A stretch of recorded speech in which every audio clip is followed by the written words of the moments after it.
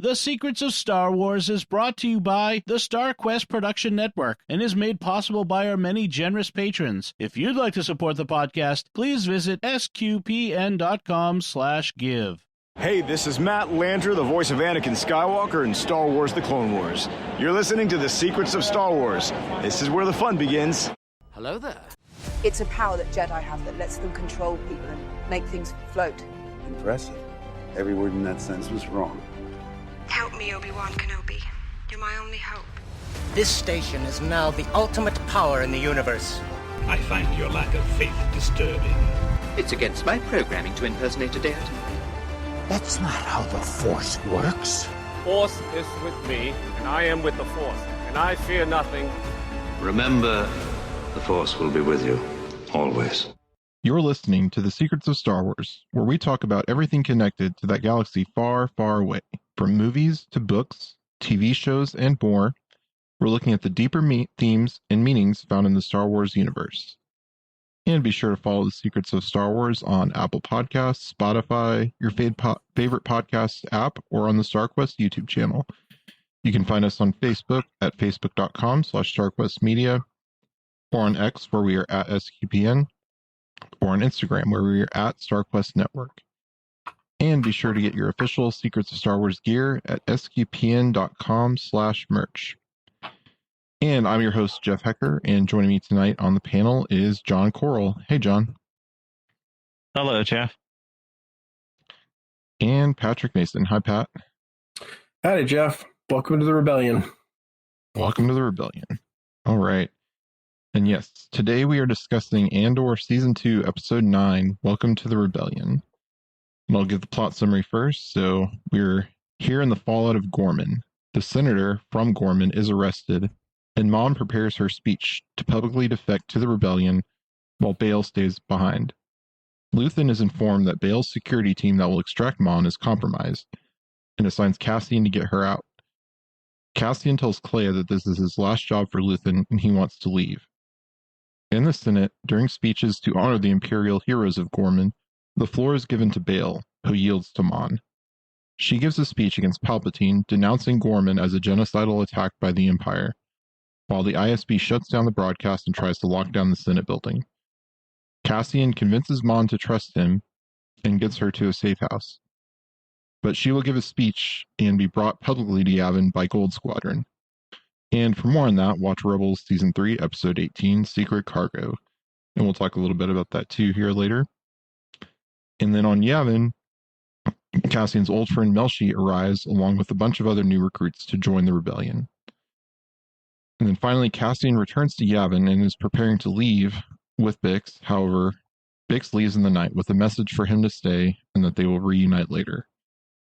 And then the episode ends with K2 is reprogrammed and activated. So yes, this is the final arc or final episode of the third arc of Season 2. So what were you guys' first impression, or what were your all's impressions of this episode? I'll start with you, Pat. Yeah, so, it's funny. The vast majority of Andor, both Season 1 and Season 2, is, the setup. You had 2 episodes where you set up, you set the table, right, as we put it before. And then the third episode is where you eat. It was a little different in this arc, right? Because the first 2 episodes, practically speaking, are one long episode in my mind. And it's all about, the destruction of Gorman and the Gore people. And this episode is sort of its own little capsule. It's still tied to that. It's part of that. It's its own climax in a lot of ways. In my mind, it's one of the biggest climaxes in the series, right? Mon is finally making her transition from behind the scenes financier, with the rebels in spirit, but not in a leadership role or any kind of direct leadership role, to being the face of the rebellion, right? She is Mon Mothma after this. And so it's a huge episode. It's a very personal episode. You have a lot of very personal stuff going on with Andor, Andor and Bix, with Andor and Luthen, with Luthen and Mon Mothma. But it's all very well done. The music is well done. The pacing is excellent. The kind of setup of the plot, it's very much a spy thriller. Get the package out, and it overall, great job. Even though it's its own little capsule climax episode, it's really well done. Very nice. And what about you, John? What were your impressions of the episode? Well, I agree with Patrick. And, to me, like in this arc, too, well, like you said, 1 and 2 were the big ones, especially all the action and all that happens in the second or episode 8. But I guess thinking about it just now, it is its own kind of standalone, but it's also really setting the table for the last 3 episodes too, because you're seeing Mon leaving the Senate, what Bale's going to do, more with Yavin and all that stuff, and it's just you can see how what's going to happen with Luthen, what's going to happen with Clea, what's going to happen with Bix and Andor, and it's just it's kind of seeing all this personal stuff, but then also how it's setting the table for those last 3 episodes. And even though it wasn't it had a lot of action in it, but not as much intense action as you've seen in some of the third episodes in these arcs. The tension in it, I think, made up for it to make it really seem. It was really in the end still fast paced and still got through a lot, but then the tension, made you feel like that you would really watch something that was more intense or more action packed than it probably was because of how they set that all up. So I really like that. Yeah, and I'll agree with both of you. This episode was great, and this arc overall I think is maybe one of the best arcs of the entire series. It's definitely up there. And yeah, this episode was great, and it's like, having been a longtime fan of Star Wars and of Rebels, which I mentioned, and something that I have on here to talk about. We saw one side of this in that Rebels episode where Mon is off of Coruscant and going to kind of the big meeting that leads to the formation of the rebellion as a rebel alliance, not just individual cells. But we hadn't seen kind of the part where she actually leaves Coruscant, and I didn't really think it was going to happen, but I had a small bit of hope that we were going to actually see Cassian on the ship that Mon is on and transfer to the Ghost from Rebels. And I was like, are we going to get live action, Ghost crew? I didn't think we would, but I had, a small bit of hope we would. And Thrawn's in that too, so I know, I have to shout out for Catherine. Like, it would have been great to kind of get Thrawn in there too, in live action again in this show, before he comes back in the next season of Ahsoka. But yeah, overall, this is a great episode. A lot of tension, and watching it the first time, because we know certain characters will obviously survive the show, but we don't know of the series specific characters like Luthen and Clea. So when you watch this for the first time, like I thought at first, like, is Luthen going to make it out? Is he going to do something? Is he going to go out in a blaze of glory to get Mon the chance to escape? But he didn't. So we'll talk more about Luthen and in the rest of the series. But yeah, overall, great episode, and her speech was really good. And I'm not going to do the whole thing in a little bit, but I have the kind of the last bit of it, which I think is the most important. So yeah, overall, really great episode. So yeah, we can kind of get into it here. So what did y'all think of it? Kind of starts off with everybody's kind of watching the reports of what happened in Gorman, and of course the media spinning it as those Gormans causing trouble and attacking us Imperials, kind of spinning the whole thing. And they arrest the senator from Gorman, who is in Rogue One. There was a guy who looked very familiar, very similar to him, and I looked him up, and it is the same character. So the Gorman senator does survive into Rogue One. So, but he's arrested, and Bale and Mon are talking about, what do we need? What do we do now? So what did y'all think of that conversation? And we're talking about just the conversation between... between Bail and Mon when they're talking about, Yavin and,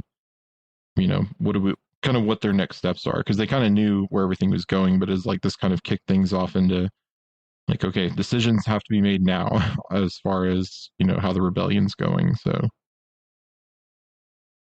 Well, mine kind of points. She basically says, "I can't not say something, right? Like this is it. Like we have to go now. Like this is what we've been waiting for, and this. Or I shouldn't put it like that because that's what Luthen's been waiting for. This is what Luthen's been waiting for. But for Mon, this sort of tragedy of this scale is the kind of thing she can't not stay silent about." And because of that, she knows she has to talk, and she kind of gets on Bail about it. She's like, we have to go. Like, this is it. We have to say something. And Bail's a little more practical. He's like, we can't go now. We've got to give it time. It's not ready. And I love, Mon is such an interesting character. And I think it really comes out pretty wholeheartedly in this, or it's shown very wholeheartedly in this episode, because like, she wants the rebellion. She wants to fight against the Empire. She's basically done with the Senate, being a place that they can be safe. But she still doesn't really seem to. And she I think by the end of the episode, she kind of gets what a rebellion actually is. After she watches her driver get killed, after she watches that ISB officer get shot, and she's like stunned. And but she's so amped up at this point. Like she's like, we have to do what we can. And what I can do is give the speech. I like this as sort of setting her up, and Bail in his mind, he's got to set her up as being kind of the leader of the rebellion. And he's like, okay, this is go time then. Like I've got to embed her now. And she becomes the face of the rebellion. And I'm here. And I like how she puts that, like, you're going to be a prisoner. And he's like, yeah, I am, but I've got to buy time because we're not ready yet. And of course, we're kind of set up already by the Star Wars lore in that, Bail is not the leader of the rebellion because he gets killed off in the very first movie of Star Wars. So, it has to be someone else. But I like, I kind of like to think that they've been kind of setting Mon up this whole time. Like, a lot of people have been kind of pushing her to be the leader. Like Bail is kind of, I think, in some of the books and stuff that have led up to this, he's kind of been pushing her. Luthen's kind of been setting her up in his, twisted, manipulative way to kind of push her into this, because they know she can do it, and they know she's going to be someone who can, rally these disparate rebel cells into an alliance. So. Yeah, that was very interesting. And I also kind of thought of, and this kind of comes up a couple times in this episode, of the conversation from season 1 of Andor with Marva and Cassian saying, when he goes back to visit her before she dies, she says, I can't go and you can't stay. And it was, kind of like the reverse of that, like he can't go, but she can't stay. So, and that comes up a little bit later too with Cassian and Bix. So I thought that was kind of an interesting theme of this episode, of characters kind of being forced or, led into a decision that they, that alters their life, and they may not necessarily have had full control of it, because they're kind of pushed along by external forces. So, but what do you think of that conversation, John, or anything else you wanted to add? Well, I guess I was kind of thinking about it as, why would Bail want to stay, versus everything. And then, and he said, well, we have to stall for Yavin. But then it also made me think too, it's like, if, it's also a way for him to see at least the impact and how other senators are also in their planets and stuff are dealing with the Empire, at least getting a feel for them and saying, okay, well, this one's definitely on the Empire side. This one might be, somebody that could help us, or maybe it would be a safe haven, or that kind of stuff. And so I think having him stay plays maybe more of a role with that as well. Like, I know they were talking about him just stalling, but I could see some benefits with, kind of like how Lonnie makes friends in the ISB. It's like talking, and then he can find out more about what they're working on and how maybe they could help him without them realizing it. And because Bale, when you read some of the stuff, like some of the books and stuff, he's out there, supporting a lot of things out there, but he's behind the scenes, and you don't necessarily, some people know him out there and others don't, but so he has to have some kind of connections, and probably with what he can build with through connections with still in the Senate and stuff would probably help that, I would guess. Yeah, I kind of took that him staying was kind of, he's going to be the inside man, and he can feed them, he can feed them intel. He can, because Leia's at this point is, I believe she's at this point in this, this storyline, she's a junior senator.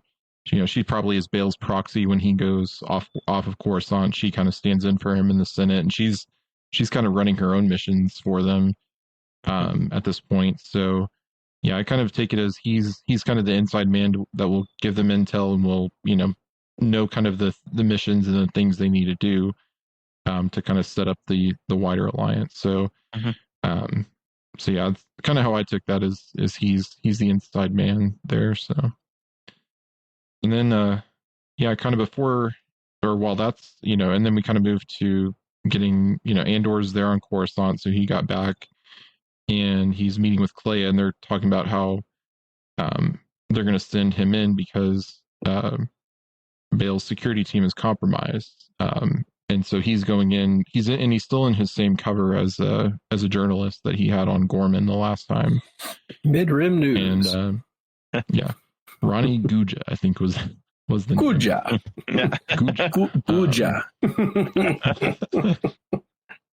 But what did y'all think of his conversation with Kleya there in the shop? I mean, it always kind of, or Pat.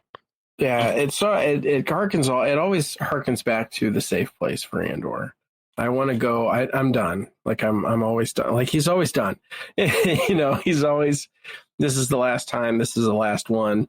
I want out. From the get go, he made his big score. He went back to Marva. He said, "Let's go move to the casino planet or the beach planet, Miami planet, or whatever." Yeah, I have like a Miami Vice show now in my head with a couple of stormtroopers. But he's always trying to get back to that place, and I love Kleya just kind of bring him to task on it. Oh, is it just too much for you? Like in this really kind of snarky, sideways kind of way. And it's just interesting because they're both in this place where they've effectively given up everything for the rebellion. In one way or another, Kleya's been at it perhaps for longer of her life, but then Andor's origin wasn't very nice either. I mean, it's not like he's on a planet where his parents died off from, some unknown mining disease and is living in the woods with his sister. So, he's been kind of fighting the Empire for almost just as long, but in a different way. And his dad too. They hung his adoptive father. Yeah. So it's just always interesting to me to see how much like getting talked back into it Andor seems to need all the time, which is funny because he is so good at talking other people into it. Like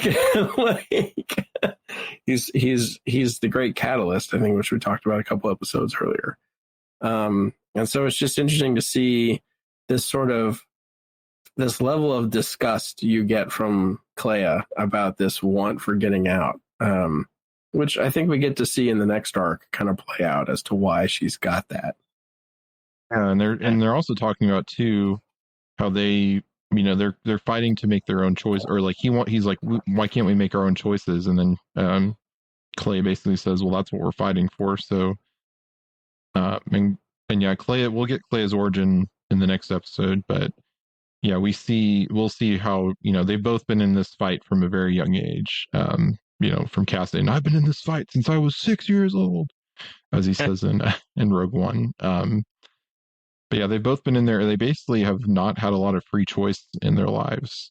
They've kind of been set on a path, and it's kind of they've been kind of stuck on it. So, what do you think about that, John? That conversation? Well, I liked it. I mean, and it's just it's interesting because with Clea saying, I thought that seeing the Gorman massacre would just kind of be like the one thing that would just keep him motivated now. And then and like Patrick was saying, it's like he still needs the motivation, or he still needs convincing. And then I think it was though when she mentioned about what Mon was going to do and how she was putting everything, that was what pushed him over the line to go ahead and do it one more time before he leaves. But then it's kind of like though, they always say, like for people, deadlines spur action. It's like if you don't have a deadline, you procrastinate. But then once you get that deadline, then it's like, okay, I got to get this done.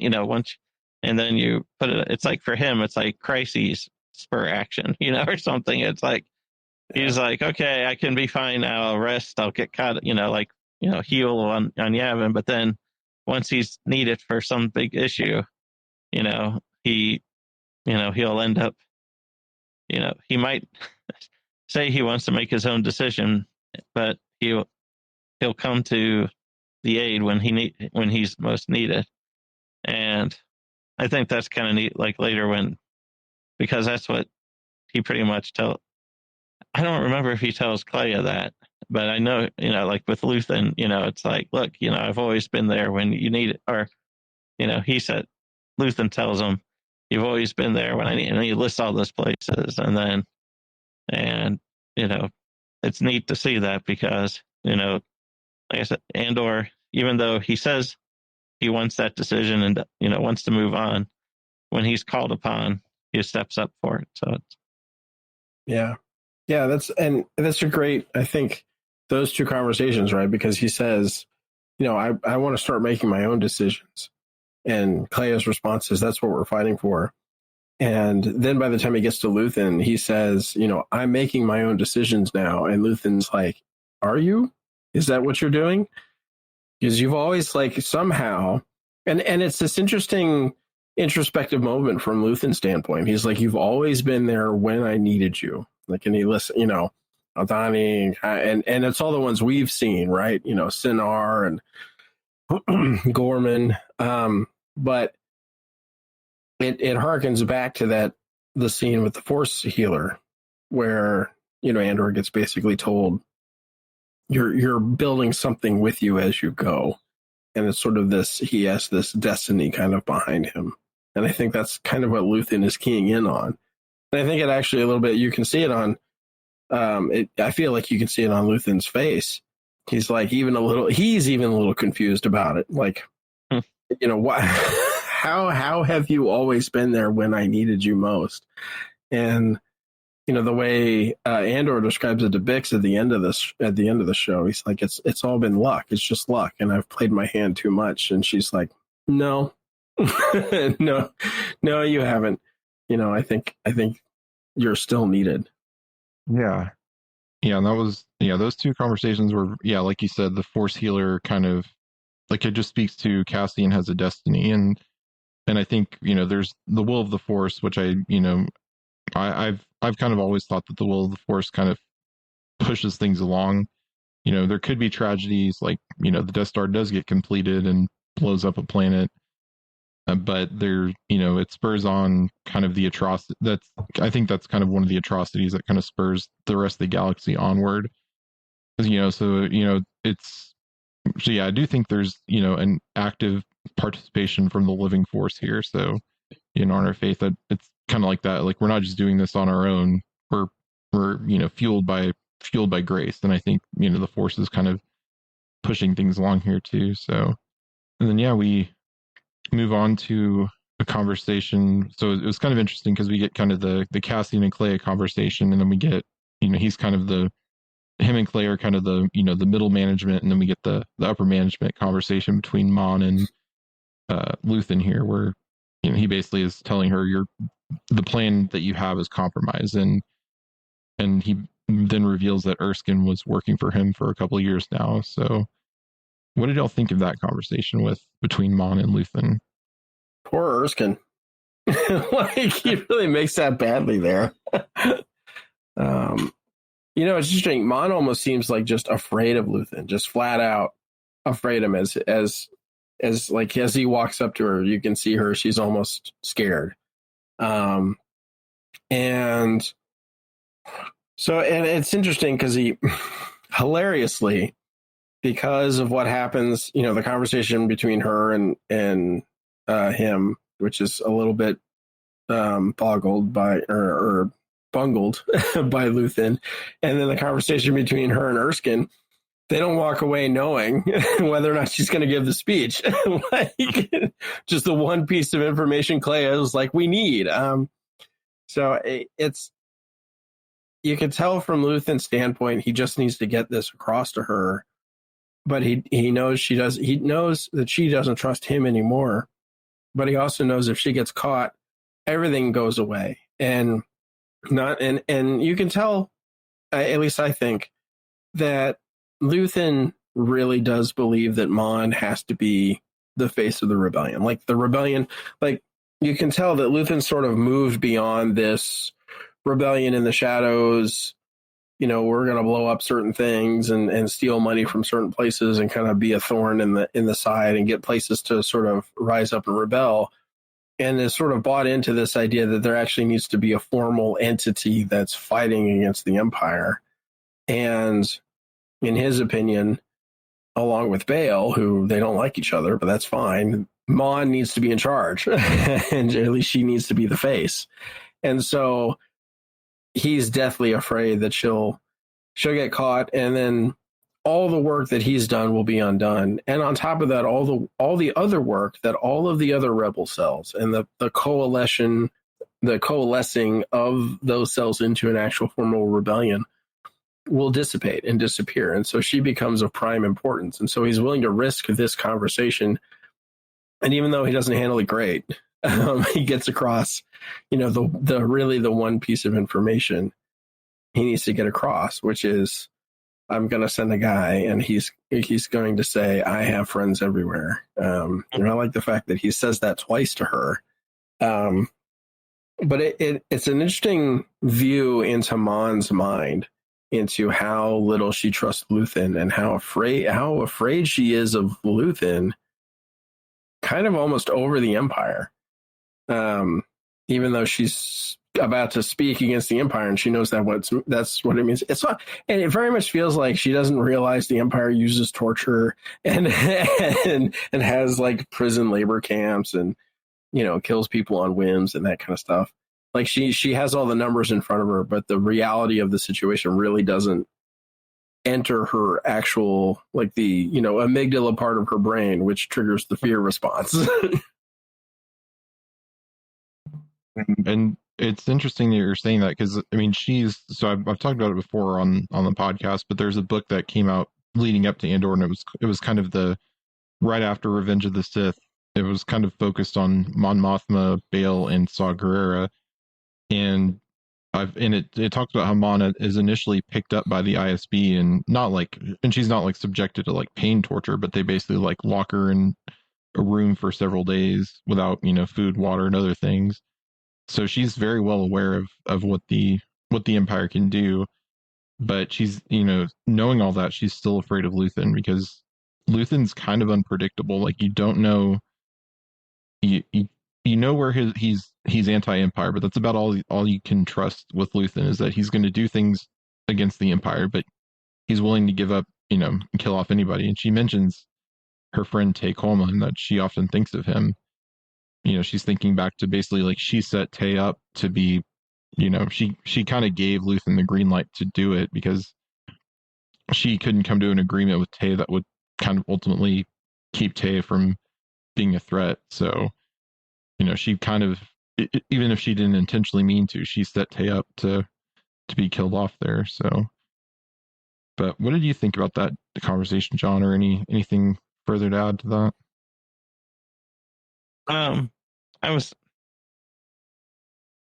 I liked how Luthen referred to Take Homa, though, too, as just simply as another false savior. And I thought, because with this rebellion, how often do they have to go out, find somebody to help them, and then they find out maybe in the initial they do help, but then in the long run they are a liability or a risk or that needs to be removed. And we know that with Tay, who else? We don't get all those kind of stories, but I just thought too, it's just with Mon is that she was you just could tell things are moving really fast now. Because of the Gorman thing, she's thinking about what she's got to say. Can she trust Luthen? And then the seeds of doubt about Bale's team, and it's just and not knowing the full extent of everything that's going on. It's you can see it's like, and then finding about Erskine and everything, and it's like, yeah, who can she trust? And and that had to be probably incredibly difficult too, because if you're about to throw everything away on the Senate floor or the Senate chambers, because they're floating in there, it's you want to know at least that you would have an escape plan, and she really didn't. She kind of did, but is it Bale? Is it somebody? Someone else? And the thing I liked about at the end of that conversation too, though, was when Luthen tells her, "I'm sending someone I trust, someone I know I can trust," and that's probably the highest compliment pretty much he could give anybody. He probably would say that about Clea, probably, and then of course Andor, or probably the two people I would think that he could say something like that, because that would seem to be the highest praise that you could get from Luthen, with everything that goes on, and how much he trusts or doesn't trust people throughout this whole series. And speaking of not trusting people, so we skipped over this earlier, but there's a scene after, I think it's after Bale and Mon have their conversation, or it's like it's that night or early the next morning, that Mon is in her office working on her speech, and Erskine is sweeping for bugs, and they find one, and so they know she's under scrutiny by the ISB, and then you cut to the ISB and they say she was kind of targeted for additional surveillance over other senators. Emperor's special counsel. Yeah. I was like, interesting. Okay. Yeah, but they kill the bug, and then the Empire knows. So I think we talked about that. I just mentioned that because now we go back to Mon and Erskine, and he basically comes and tells her, he knows that Luthen told the truth, and so now he's finally comes and tells, lets her know, like, he wants to come clean to her too. So what do y'all think of that conversation that Mon and Erskine have? John, if you I just felt bad for, I did feel bad for Erskine too. It was just because you do know he seems like someone who has her best interest at heart, but because of everything that she's being hit with, she's not trusting him either, and it's tough on him. But it's neat seeing how he comes through for her once again, because when Luthen has that conversation saying to her how he's protected you in ways you wouldn't know or something, it's like she probably didn't realize what he was doing out there to protect her, once they got Andor in there and the things that he had to do and stuff. But I liked it, but I felt, like I said, I just felt bad because she just pretty much dismissed him right away and didn't even give him a chance to talk about stuff. And he's like, okay, yeah, it was an honor, and left. It was. Even in his dismissal, he's still, like you said, he says it's been an honor.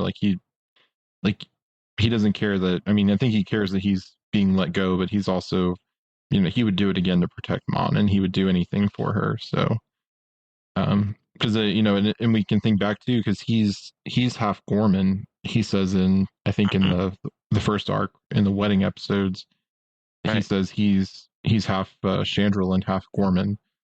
And after seeing what happened on Gorman, you can imagine like there may have been people he knew that died, because I think they call it a genocide, which we'll talk about here in a minute. So I think it's kind of implied that there's no Gormans left on Gorman, or not very many of them, at least not just the people in the plaza, but probably the whole planet. So, well, weren't they talking about? I was just going to say, weren't they talking about part of the plan was to like relocate the Gorman population or something, knowing that they were going to? I thought there was something about that, Yeah. Okay, maybe that was the get them off the planet, basically relocate them. And it does kind of, in my mind, if you're the Empire and you have this planet in rebellion and I'm going to relocate them, they're all just going into labor camps, right? Yeah. So. Anything else to add on that conversation, Pat? I think it's interesting because they almost talk past each other. She's so outraged that Erskine could be working, and this is where I think Luthen bungles that. He says he's been working for me. I really think Erskine's been working with him. The reality is Erskine's loyalty lies with Mon, right? But I think Mon doesn't feel that way at the end of the conversation with Luthen. And that's, Luthen's trying to get across when he says he's done things for you you'll never know. And that's the reality of Erskine. He's like, yeah, okay, you kicked me out of the office. Sure, I'll stand outside the door. Like, I'm gonna get you out. I'm gonna get you out. We're gonna do this. And we see him in Rebels, right, in the episode. He's still there. So obviously they make up, but it very much you just get this feeling that Mon just does not understand how bad things are about to go. Like she just doesn't get it. Like no, we're going to have to run through a window and fall 20 stories into a net. This is the kind of thing we're going to have to do to get you out of here, kind of a deal. And you just get this feeling like if Bail and Luthen weren't there, that she would have given the speech anyway and then tried to go home. And so, but yeah, you just come out of the scene feeling bad for Erskine. Yeah. And then we kind of, we're almost to the big speech, kind of the big climax of the episode, or, I guess pre-climax up to the episode. But Andor and Luthen finally have a conversation, and then I think Leia's there too. And they're trying to figure out what Mon is going to, is she going to give the speech? And I think Leia says, what are we doing? Like, she's trying to, nobody knows exactly what's going to happen. We have a bigger problem. And Andor's, he's saying okay, we can all go to Yavin. It's fine. Let's all go. But, I think Luthen, he's kind of resigned to that. He's not going to go to Yavin. He probably knows he's not really welcome on Yavin. And he's probably wouldn't want to be there anyway, because he would have to, listen to other people and not be able to just act as his own man and his own goals. But we already kind of talked about that conversation where he and Cassian were saying, you appeared when he said you appeared when I needed you, and kind of named off all the places. But yeah, kind of before we kind of get to that big scene, the big speech. But anything else y'all had on that? We already kind of talked through most of it, but one thing I just wrote down as a note is because they talk about, this is probably going too far out on a limb, but they talk about in that episode Cassian being the messenger, and then I was thinking, well, who are messengers? Well, angels, right? It's like bringing messages. And then when Luthen says, "You've always been there when I needed you," and lists all those places. It's like, is Andor in a sense like his guardian angel? Whenever he's needed him the most, he's been able to fall back on Andor or Cassian, and he's been there to help him. And I don't know, it's just kind of like that seems the role of a guardian angel in a sense. It's like when you need help the most, and they're by their, helping you, or when you, are falling or whatever it may be, there they are helping you, and it's like, I don't know. That's what I tied, but it's just, I don't know if that's probably too far a jump, but I don't know. I thought that was kind of an interesting thought. Yeah, I don't think it is, because I think he moves on from being Luthens to being Mons effectively in this episode to being Clea's, right? When Luthen's gone, and then oh shoot, her name just went out of my head, but Rogue One, right? That's Jin. Yeah, Jin. That's kind of his role. Yeah, it's not a bad way to put it. I think it's slightly better than my Catalyst analogy, to be honest. Yeah. I think the only thing I would mention from this scene is the fact that Luthen mentions they're both going to be hanged, right?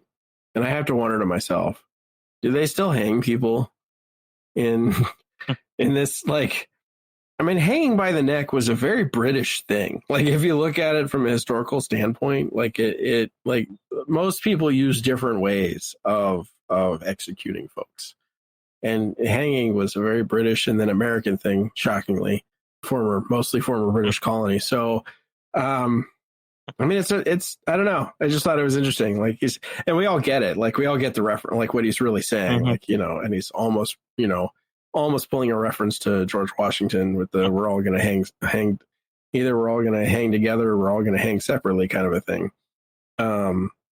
But I always find that interesting when you have hanging being brought up in space epics because I mean, it makes sense in Firefly, but outside of that, like just the notion that's how you would execute somebody.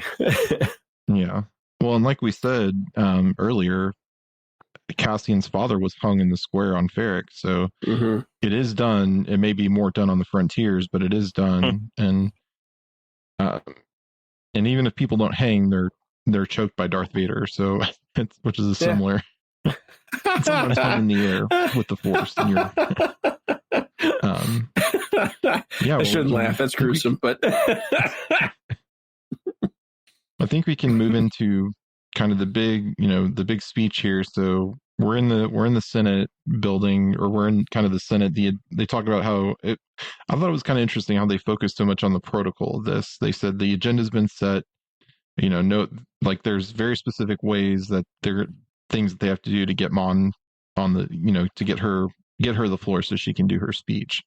Because they're kind of talking about they're going to name the Imperial dead. They're going to honor them and that sort of thing. And then I didn't get the name of the other senator, but there was a senator who was speaking who yields the floor to Bail, and Bail kind of goes through the protocol of saying, in an emergency situation, because of protocol 2.7 whatever, the floor can be yielded to another senior senator. And he says, we've talked about Gorman as an emergency, however many times. So he's kind of following that Imperial protocol, which I thought was interesting, kind of using these, because they probably set up these rules to try to make it harder for, these kinds of things to happen. But they kind of walked into were walked into their own trap there, because Bail, he knows the protocol and he yields the floor to Mon. And I'm not going to read her whole speech, but I thought I would read kind of really the back half of it. But she's kind of talking about the truth and how, basically how there's the truth has been lost in this chamber. But she says, the death of truth is the ultimate victory of evil. When truth leaves us, when we let it slip away, when it is ripped from our hands, we become vulnerable to the appetite of whatever monster screams the loudest. This chamber's hold on the truth was finally lost on the Gorman Plaza. What took place yesterday, what happened yesterday on Gorman, was unprovoked genocide. Yes, genocide. And that truth has been exiled from this chamber, and the monster screaming the loudest, the monster we've helped create, the monster who will come for us all soon enough, is Emperor Palpatine. So, what did y'all think of her whole speech there? I thought it was just amazingly powerful, and it's such a cool moment as a longtime Star Wars fan to kind of see in action, because like we kind of saw part of this in that Rebels episode that I've mentioned, or at least kind of an alternate version of it, but we didn't get to kind of see the full speech kind of in action in the Senate and the reactions to it and everything. But what did y'all think of that, of her speech? John, do you want to go first? I love the musical draw to it.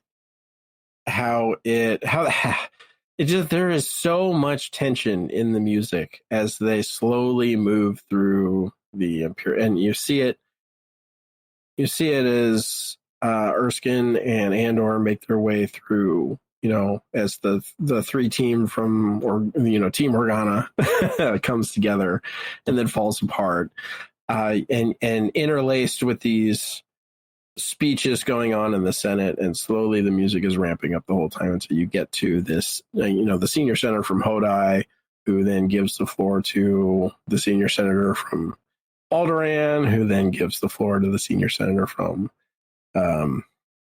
Chandrila. And then the minute Mon's power floater goes into motion, the music cuts, right? And you're in kind of this dead silence. And it's very palpable that is how that would be in that room at that time. There, everybody would be on pins and needles, because most people in the chamber know that Mon is an outspoken anti-emperor, faction, whatever that is. I don't know what that faction is within the Senate. And so everybody's waiting to hear what she says. And then she goes through the speech, and it's an extremely powerful speech, because it goes into, the reality of conscious decision-making, right? Of you, one of the things you need as a human being, as somebody with a will, is information enough to make an informed, conscious decision, and to let your conscience, whether the morality of the situation is right or wrong, play into it. And if you don't have the right information, or you don't have any information, or your information is completely controlled by somebody else, then you can't make an informed, conscious decision. And your moral agency has been robbed from you. Like, it's just been taken away. Right. And we see this play out in, the vast majority of dystopian movies, where the state just takes the moral agency away from its people and supplies them with the information it wants them to know. And so they always are happy with the state. And I thought it was really interesting the way she puts it, because, she talks about the monster that yells the loudest. And ultimately, when you're as a human being, when you're robbed of your moral capability, you are devolved effectively into an animal. And what does an animal care about? Well, am I safe? Do I have enough food? And what's the monster that's chasing me now? and so I think it's done so very well. The delivery, of course, was amazing. This actress has been fantastic this entire show. But yeah, amazing speech. And I'll also point out too that the actress Genevieve O'Reilly, she's been playing Mon Mothma since a deleted scene from Revenge of the Sith. There was one that was called Seeds of the Rebellion, was a deleted scene. And she was I don't think she even spoke in that scene, but she was there with Bail and Padme, and they were kind of planning out what we can do against the Empire that just formed.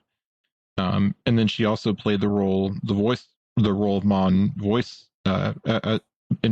in Clone Wars and Rebels, and then of course she reprised it in Rogue One, and then of course now in Andor. So I just wanted to point out that she's been playing Mon for a long time. She has 3 more episodes, of course, but this was like, a lot of this show has kind of been, it's called Andor, but it's been about a lot more people other than Andor. And I feel like especially this season, it's almost been more like the show could be called Mothma, because it's almost more about her and her development. But this was kind of her kind of big capstone to the character, even though there's, a little bit more in the last arc of the show. But amazing job in speech and everything. So what did you think about the speech, John? It was very powerful, and I don't know if I can add too much more to what's already been said. I liked how they also did the part with Heert, I guess, and the people that are listening in, trying to get turned off.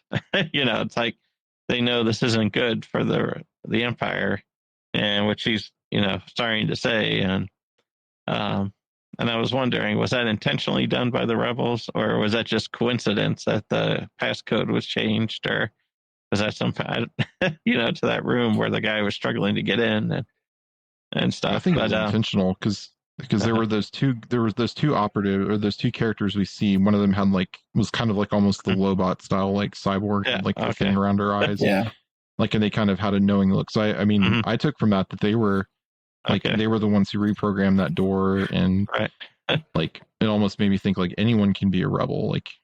Even if you're a technician in the Senate building, if there's an opportunity, you can be a rebel against this this tyrannical evil. And that maybe your big contribution to the rebellion is you keep the speech going a little bit longer, but it's such a vital part. So I thought that was interesting, and it kind of made me think of Nemec's manifesto of rebellion is spontaneous, and I forget what else he says, but kind of anyone can be a rebel at any time. So yeah, and so I like that part of it too. You see how frantic that guy was trying to get the door open and stuff. Just that conversation. This hasn't been locked ever. They're like, yeah, well, it was supposed to be, and we fixed it. And I'm like, God, where's the key? Oh, it's up with the director, like it's supposed to be per protocol. He's like, yeah. It's like, yes, I'm using your terrible bureaucracy against you. Yeah, and and then it's. Oh, I'm sorry. Did you have something else on that? No, go ahead. That's fine. Oh, I was just gonna, moving on to kind of the next part is the big escape, and Mon leaves her chamber, and and like you said, the ISB, they were trying to shut down the broadcast, and they kind of shut it down, but I think it was too late to shut it all the way down. It was already being transmitted out or whatever. And Cassian comes up to Mon and says, Senator Mothma, and she doesn't know who he is. And she's trying to talk to her, and he says, I was on Gorman yesterday. And she doesn't even give the first part of the code phrase, which was I think, was it do I know you, or it was something like that. You came alone. Yes, yeah. Are you alone? I think. Are you alone? Yeah. But so they didn't even wait for that. He just says, I have friends everywhere, which is what Mon keys in on, that, oh, you're the guy. And she's still, I think you see in her face, she's still she's not sure if she can trust him. She's not sure if this is gonna, if this is, if he could be the operative that compromised Bale's team. She doesn't know. But of course, she ultimately trusts him, and as they start kind of making their way out, they run into Erskine again, and the operative who infiltrated Bale's team tries to stop her, and then we get the infamous Erskine, she's a rebel spy, and that distracts everybody enough for him to pull the blaster. And I think, and as they're kind of walking out, she's like, oh, if you freeze frame at the right moment, you see her face is kind of shocked when that shot happens. And as they're kind of walking away, Cassian gives the line which we hear in Rogue One, welcome to the rebellion. So what did y'all kind of think of that whole scene of kind of the escape from the initial getting away? We haven't gotten to the poor driver yet who gets taken out too, but I thought it was well done. I mean, because you could see, and Cassian knew, exactly what he was doing to get her out of, it's like, don't run, just walk, do that, and she's saying, I don't know if I can do this. And, that, of course, the welcome to the rebellion stuff, or say quote, but what I also like though, too, is what I think the series has done a good job is when people who haven't been in the violence or the fighting as much, and then they get in their first experience, is the shock that they have with it. Whether it's like Cyril the first time, things go that way, or Dedra when on Ferrix, and it's like, oh my gosh, what's going on? And then, of course, then later on, maybe with with what happened with the Gorman massacre and stuff, and seeing, the violence there and the shock in those people. And it's just like, and then of course, then now you see, then Mon, before she had an idea of what happened to Tay, but then just to watch Andor shoot the rebel spy, and then her driver too and stuff, and the shock that, she's seeing, it's like, I liked how they've done that with how it finally hits home, or the huge impact that it is. It's not just, there is a lot of violence to this. There's a lot of difficult, it's not just, politics or something. There's, that, and that's why Andor does so well in these situations, because he's been used to it. And same thing with Clea. She knows how to deal with it. It's because they've dealt with the darker, seedier side of stuff that's entailed in this kind of a rebellion and standing up. Yeah, it's really well done. You could take this from any Jason Bourne or Mission Impossible movie, and this is a fairly good, get the person out of the thing, out of the place before the stormtroopers show up kind of a deal. I really love the fact that you could tell Mon does not trust him. She doesn't trust anything, really. She, like, this whole, having to be whisked away, she's still kind of a question mark on that until the ISB agent pulls out the gun or the blaster, and she sees her former aide is there and is talking with Cassian, and Cassian's, they basically make a plan really fast right there after they kill the ISB agent. And you can see at that point, Mon sort of gives in to this, okay, I have to trust this guy, at least as far as it goes. But yeah, to John's point, I love the fact that the shock is just, and especially when he kills her driver, right? Because, he knows this guy's an ISB agent and he's probably been ordered to take her in and I have to kill her. But she doesn't probably, she thinks ISB agents probably just report on stuff, and it's just this, watching her into the next scene where she finally says, I don't know how to thank you. But it reminds me very much of those, the video games where you have to do a defense quest. Yeah, an escort mission, and you're just like, oh, come on. And it's impossible.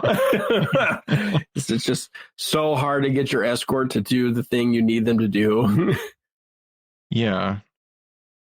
Yeah, and then we move to the going to the safe house, and Erskine's there because he's the loyal guy and knows the safe house. And I thought it was interesting that that not only the Empire, of course, wrote their own narrative of Gorman and of many things, but the rebellion has to do it too, because they don't want Mon coming in kind of under cover of darkness, under on a single ship. They want her brought in by Gold Squadron, who's the premier leading squadron of the rebellion. And so they, Erskine basically is telling Cassian, they want her to make a speech, the Gold Squadron's going to do this, basically kind of telling him, you're not going to get any credit for this, kind of a thing. Not that he wants it, but he's kind of telling him that you're not going to get the glory for this. It's going to be given to Gold Squadron as the ones who saved her. Because initially, I think that was probably the plan, is Bale's team gets her out and they meet up with the Gold Squadron, and then Gold Squadron brings her in. So yeah, I thought that was interesting that the Empire, or that the Rebellion, also kind of is playing a narrative too, because they're trying to have their own media, not rebel media or whatever. They're probably going to broadcast this out to everyone that the rebels saved her. But yeah, then we also get in that same scene, we get, what is Luthen wanting, and what did y'all think of that conversation? Yeah, I think this is probably the most. It's funny because Luthen's not even there for it. It's one of the most humanizing things you get to hear about Luthen, and because Andor doesn't really care. He's like, oh, they want to take her to this other place and do it this way, and her give a speech, and you can see it kind of grates on Clea because she's like changing the message or whatever, and Andor's just like, what does Luthen want? And Clea says Luthen wants Wilman on Yavin with the real doctor, and he's like, done. and just the fact that Luthen's priority is Wilman getting better. And you could twist that and say, oh, it's just Luthen viewing Wilman as an asset that he needs to be healthy or blah, blah, blah. But the reality of it is, Luthen could play this kind of a thing into me and my people are coming to Yavin and we're going to be part of this whole rebellion thing and we get a seat at the table. And that's not his concern. His concern is Wilman and getting to see a real doctor. Yeah, definitely. What did you think, John? Well, with the way Wilman talks about Luthen throughout the series too, you can tell they're really close. So I think even though, Luthen has, just the idea of keep people healthy so I can keep using them, I think there's probably more of a connection with him and Wilman than probably others because of how much, Wilman is bought into what Luthen wants him to do. I mean, he'll go spend how much time with Saw Gerrera with that, yeah, with that weapon and stuff because, even, to get the job done and stuff. So I think, but yeah, it was good to see though, just that, Luthen wants Wilma with the doctor was not pretty much what you would think he would say after everything that's been going on. So that was nice to hear. Yeah, and then like you were saying, I think you were saying earlier, Pat, when Mon is telling Cassian, like, I don't know how to thank you, and he kind of echoes the line that Vel gives in the earlier episodes when Cinta died, was make it worth it. But yeah, so I wanted to talk a little bit about the kind of, there's a sequel to this episode in a way, but it's in a different show. So I'm I've been talking about Star Wars Rebels, like that's I think my favorite Disney Star Wars thing. But there's an episode in season 3 of Rebels that if you've not watched, if you want to kind of see a little bit more of this storyline before the end of this arc, it's season 3, episode 18, titled Secret Cargo. And it's basically where Mon's ship is with Gold Squadron and they rendezvous with the Ghost, who's they're the main characters of Rebels and who we see in like Ahsoka, if you haven't seen Rebels. And she has to go onto the Ghost because the ship she was on gets attacked by Thrawn's forces. And they get her to Dantooine, where she broadcasts a message that basically is what unites the rebel cells into an alliance of rebels. And I thought I would read just that. It's a shorter little bit of speech, but I thought I would read it here because I think it's relevant. But she says, beginning today, we stand together as allies. I hereby resign from the Senate to fight for you, not from the distant hall of politics, but from the front lines. We will not rest until we bring an end to the Empire, until we restore our republic. Are you with me? And then in that episode, all the ships, they fly in dramatically all at the same time, and they were just waiting just off hyperspace to arrive right at the exact moment they needed to, and that's kind of when the Rebel Alliance is born. So I would recommend that episode, especially if you like Mon's storyline, because that's kind of one of the biggest.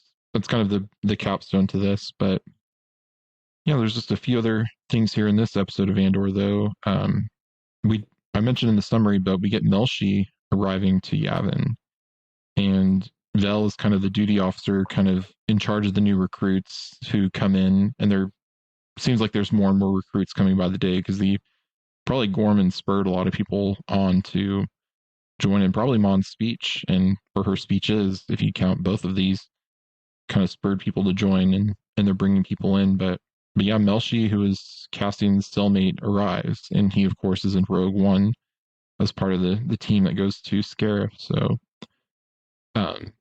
what did y'all think of the scene of Melshi arriving? I mean, it was just like a short little thing, but I thought it was interesting. Yeah, it's good to see him. Oh, and it makes you realize as you're getting through the series, now that episode 9, we're getting really close to Rogue One. So, and he's in that movie, so it was kind of neat to, see him come back into the series again and, his role with that. Yeah, and one other kind of interesting thing is Vel's looking at all these. I guess everybody's bringing their. I guess this rebellion, you bring your own weapon because it's they probably don't have enough standard issue for everyone. Yeah, and she's looking through all these blasters to see what people brought, and she focuses on one, and it's one she recognizes because it's the blaster that Cassian had taken from Cyril that he had on Aldhani. But she recognizes it, and she calls out, "Whose is this?" And the crowd parts, and you see Melshi there. So, yeah, setting him up to be he'll have a role in the next arc of episodes as well. So, I'm glad we got to kind of get him back in to the show because it was cool seeing him in the first season. I mean, it was sad seeing him in prison, but I was glad we got to see him and get to know him a little bit. And then yeah, we kind of end with the scene of Bix and Andor. They reunite, and Cassian basically is saying, I want to leave. Let's go somewhere. We can go. We've done our part. And Bix, of course, leaves in the night. And I've seen speculation online that she drugged his tea or something. And I don't know if that came out clearly in the episode, but yeah, it feels like she did, in the sense that I could put some melatonin in some tea. It wouldn't be it's not drugging in the way you think, full blown purple crazy knockout gas or anything. It's I'm giving you this tea that I know makes you sleep and will make you sleep hard. Yeah. And then, yeah, she leaves him a message. And, I think, I don't know which one of you put this quote on here, but if one of you wants to read it, since y'all added it. That's probably me. I'm big on quotes. Or wait, maybe it was John. I didn't put it in. You need sleep. Oh yeah, you need sleep. And Andor says, "I want this right here. The only special thing about me is luck, and I've overplayed my hand already." And then what Bix says later on in her transmitted speech is that if you give this up for me, I'd never forgive myself. So, we all knew the scene was coming, or something like this was coming, right? Because what we knew at the end of Andor season 1 is that by the time we get to the end of Andor season 2, all these people are gone, right? Brazos is gone. Bix is gone. B2 Emo's gone. Wilman's gone.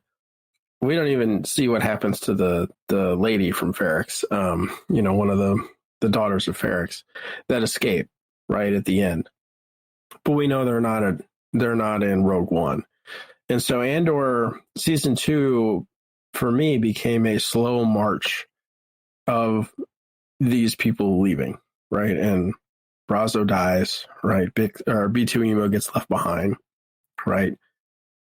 One of the many I'm not crying, you're crying scenes from the show. The one stormtrooper who can aim.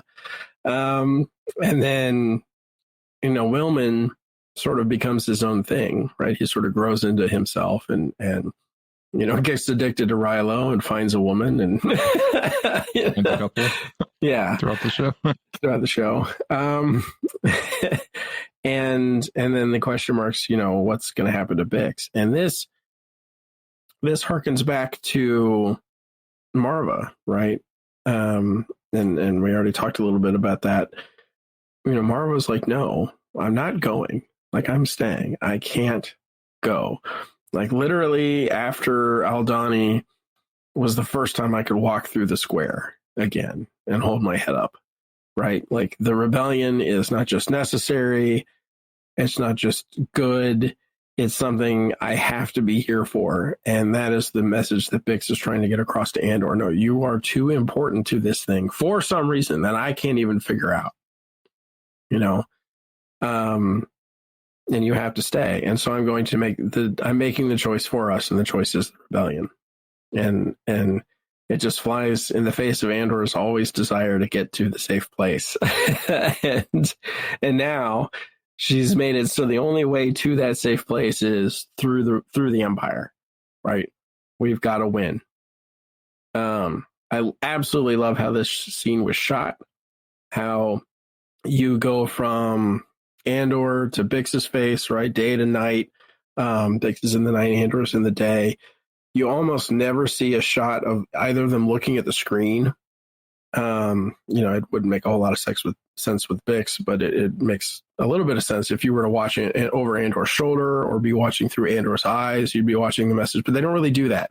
They show her saying it into the screen, and they show him watching it for the most part. And it's a really fantastic way to show that, because it keeps it all very human, and it doesn't distract from the fact that this is, effectively the interaction between two humans, although there is a 12-hour gap plus a screen involved. And then, of course, we get the required for any spy show, the man running, although he wasn't shirtless, but the man running really fast through a crowded area. That's a requirement for all spy shows. We get this at the very end of this arc with Andor running to try and find Bix, who has sadly already gone. And also on top with that, it's the, Andor's always saying, I make my own decisions. And here's his decision being made by Bix in this case, to stay with the rebellion. And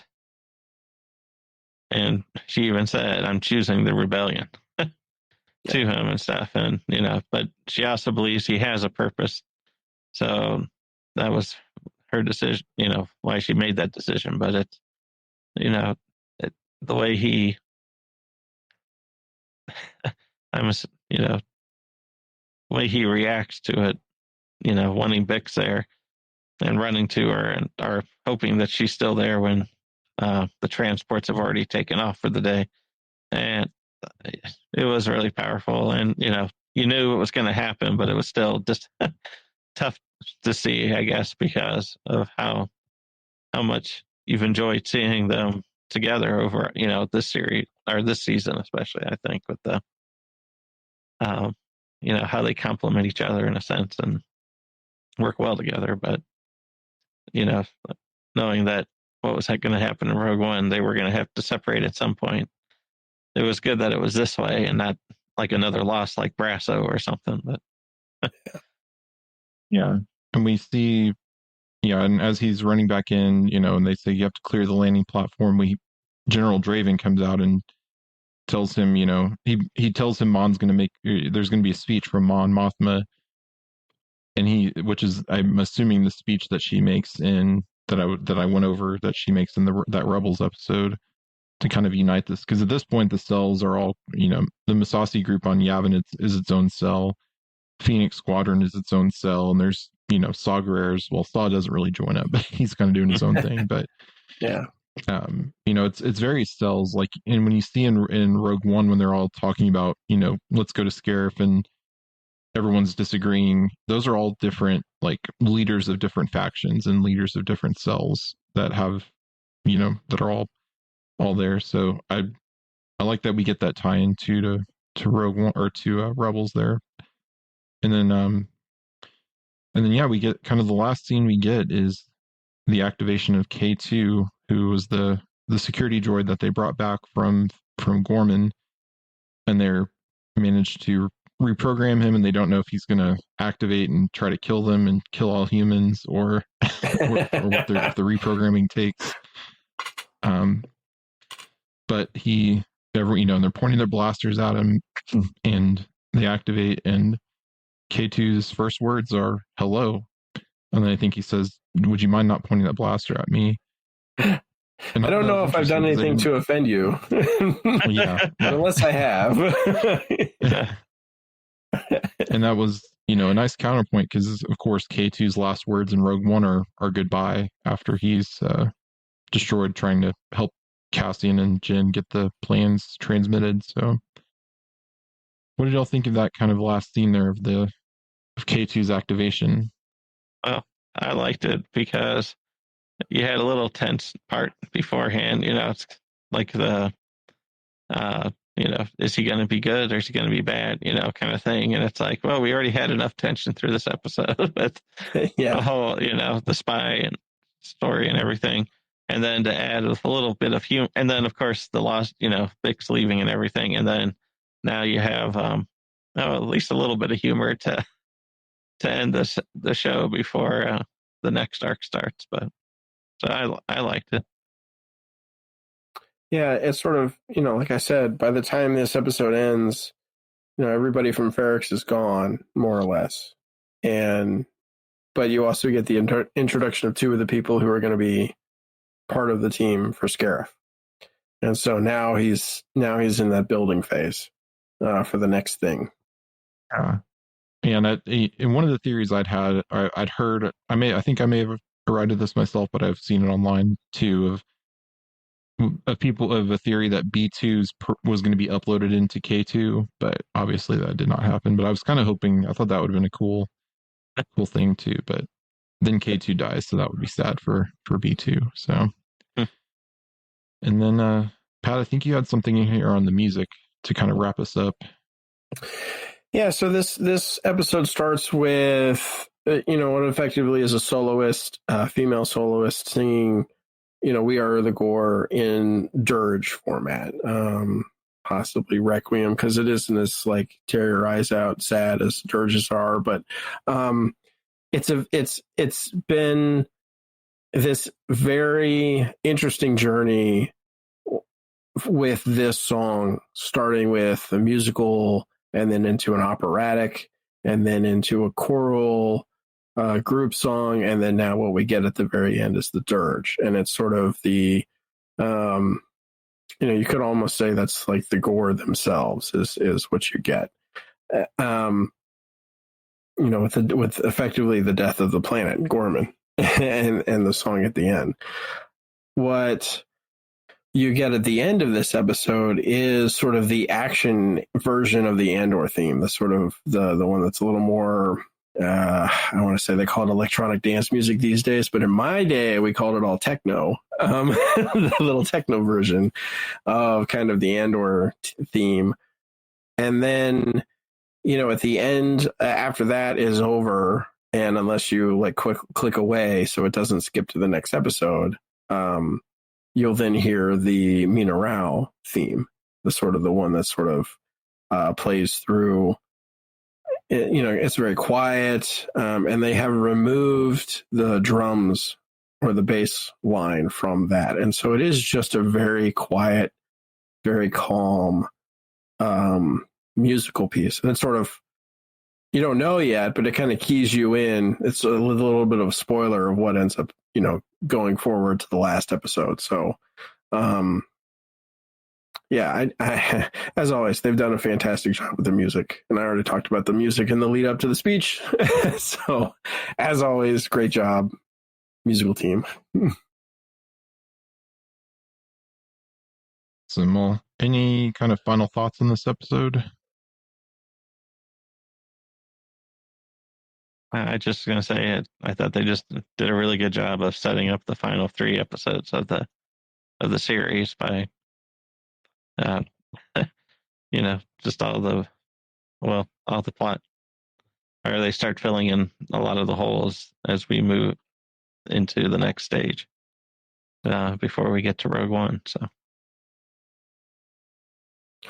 yeah, it very much sets you up for that, because we get another year, right? 1 year later, bong bong bong.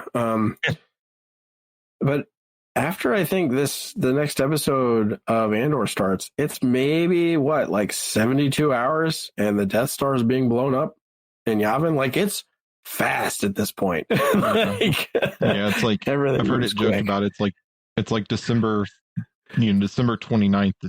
1 BBY leading to 0 BBY, which is when when the Death Star is blown up. So.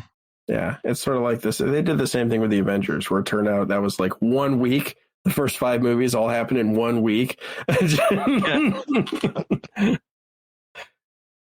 All right.